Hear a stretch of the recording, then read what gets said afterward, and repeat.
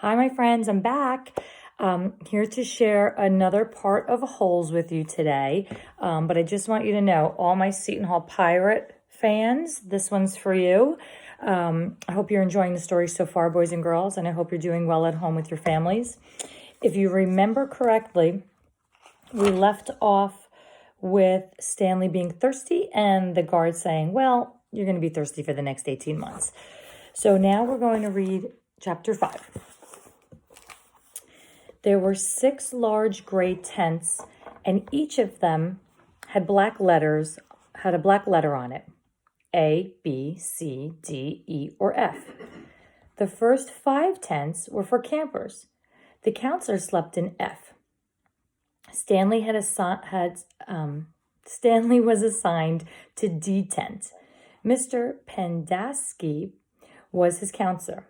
My name is easy to remember, said Mr. Pendanski, as he shook hands with Stanley just outside the tent. The 3 easy words: pen, dance, key. Mr. Sir returned to the office. Mr. Pendanski, key, was younger than Mr. Sir. He was not nearly as scary looking. The top of his head was shaved, so close it was almost bald, but his face was covered in a thick, curly black beard. His nose was badly sunburned. Mr. Sir isn't really so bad, said Mr. Pendanski. He's just been in a bad mood ever since he quit smoking. The person you've got to worry about is the warden. There's really only one rule at Camp Green Lake. Don't upset the warden. Stanley nodded as if he understood. I want you to know, Stanley, that I respect you, Mr. Pendanski said. I understand you've made some bad mistakes in your life. Otherwise, you wouldn't be here.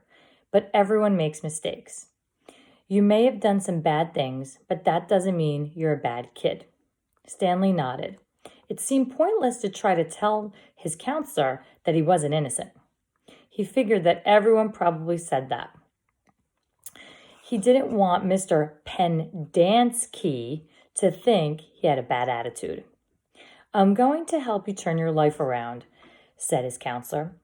But you're going to have to help too. Can I count on your help?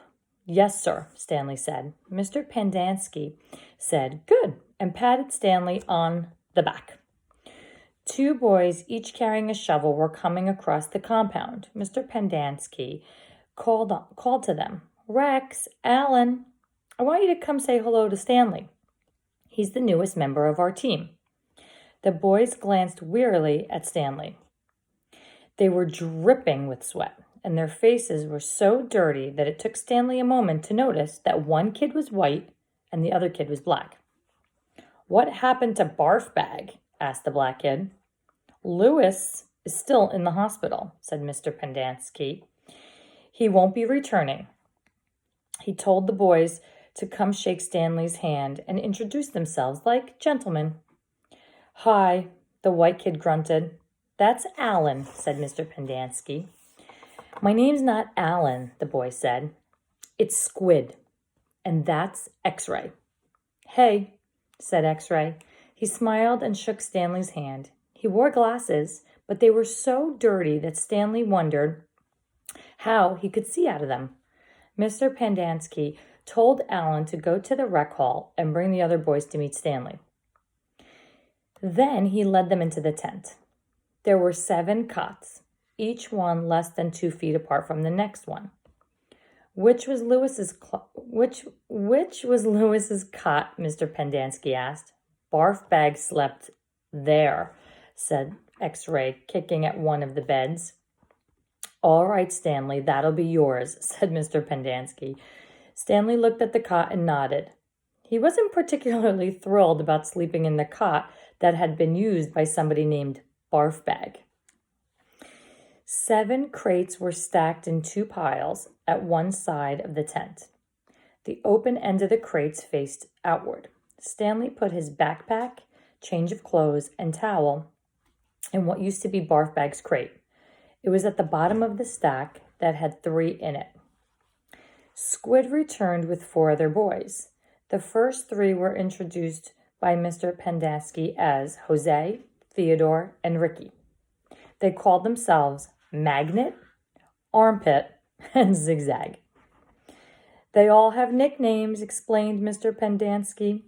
However, I prefer to use the names their parents gave them, the names that society will recognize them by when they return to become useful and hardworking members of society. It ain't just a nickname, X-Ray told Mr. Pendanski. He tapped the rim of his glasses. I can see inside you, Mom. You've got a big, fat heart. The last boy either didn't have a real name or else he didn't have a nickname. Both Mr. Pendanski and X-Ray called him Zero. You know why his name's Zero? Asked Mr. Pendanski. Because there's nothing inside his head. He smiled and playfully shook Zero's shoulders. Zero said nothing. And that's Mom, a boy said. Mr. Pendanski smiled at him. If it makes you feel better to call me Mom, Theodore, go ahead and call me Mom. He turned to Stanley. If you have questions, Theodore will help you. You got that, Theodore? I'm depending on you. Theodore spit a thin line of saliva between his teeth, causing some of the other boys to complain about the need to keep their home sanitary. You were all new once, said Mr. Pendanski, and you all know what it feels like. I'm counting on every one of you to help Stanley. Stanley looked at the ground.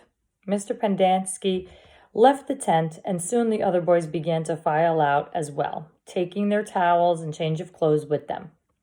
Stanley was relieved to be left alone, but he was so thirsty. He felt as if he would die if he didn't get something to drink soon. Hey, Theodore, he said, going after him. Do you know where I can fill my canteen? Theodore whirled and grabbed Stanley by his collar. My name's not Theodore, he said. It's Armpit. He threw Stanley to the ground. Stanley stared at him, terrified. There's a water spigot on the wall of the shower stall. Thanks, Armpit, said Stanley. As he watched the boy turn and walk away, he couldn't for the life of him figure out why anyone would want to be called Armpit. In a way, it made him feel a little better about having to sleep in a cot that had been used by someone named Barfbag. Maybe it was a term of respect. Okay, boys and girls, with that, I'm going to stop here, and tomorrow you'll hear Chapter 6. Have a good afternoon, and I'll see you soon. Bye.